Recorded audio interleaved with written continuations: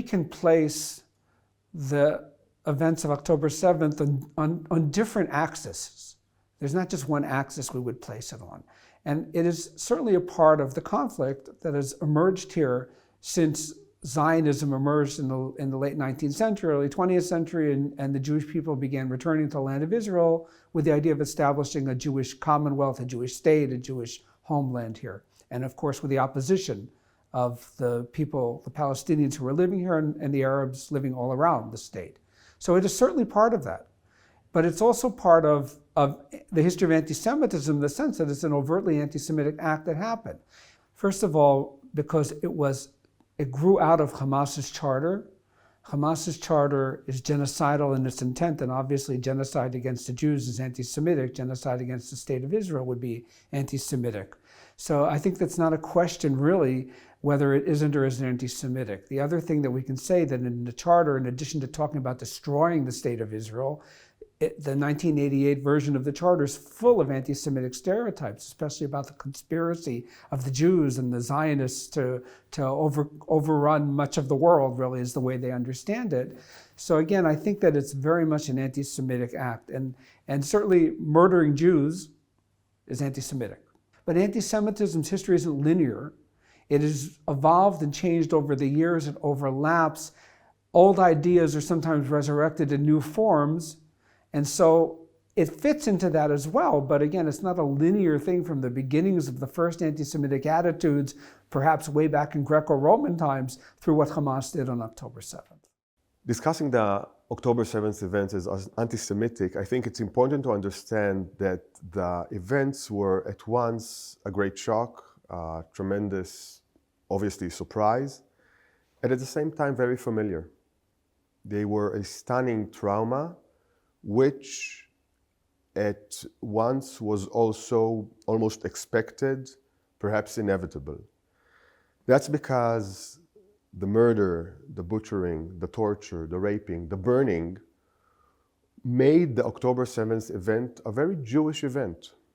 It's something that we've all learned about, it's something that we've known about, it's something that from childhood we've been taught about as historical events, as pogroms, as the Holocaust.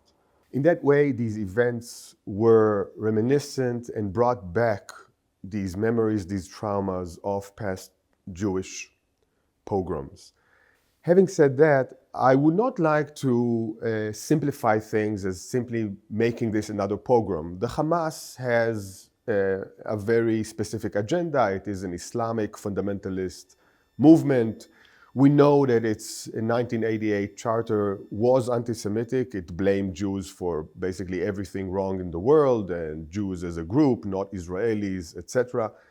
But this attack was part of its jihad in order to accomplish a Sharia state all over the world, etc.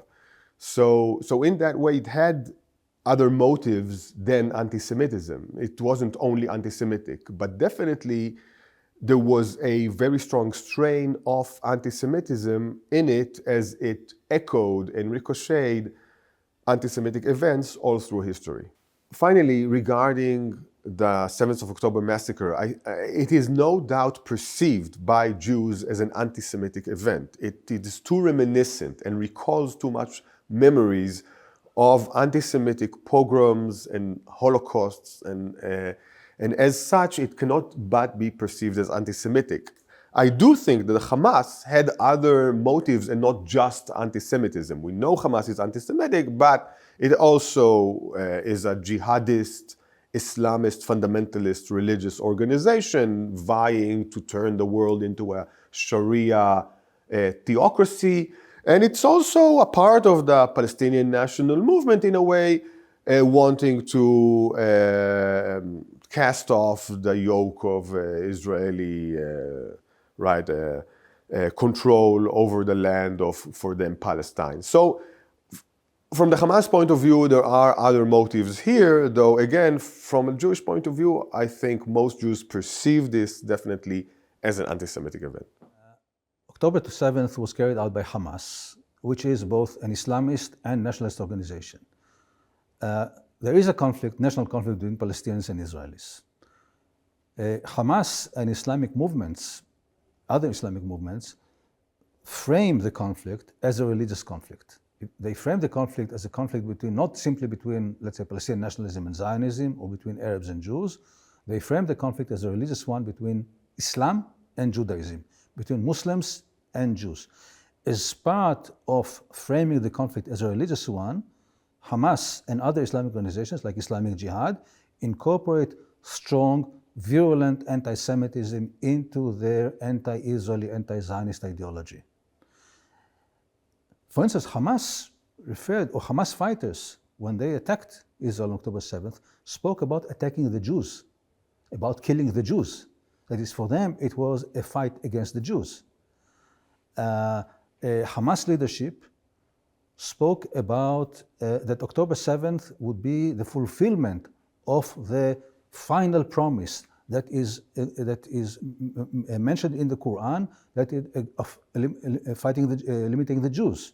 Hamas described October 7th as the first step toward the second destruction of the Jews, again promised in the Quran. So for Hamas, the struggle against Israel is an Islamic struggle.